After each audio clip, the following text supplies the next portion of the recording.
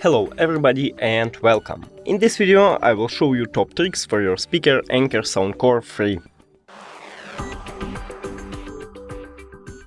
So let's open the application. The best one for me is you have a bass boost. So in the application on the line bass up, just click on it and you enable bass boost.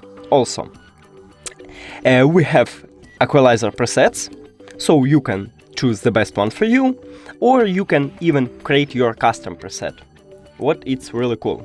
Now, we can turn on and turn off voice prompts, so if you don't like the sound, you can just disable it or enable it also. And that's it. Thank you for watching this video. If you found it helpful, please consider subscribing to channel and leave the like on the video. It's really important to us.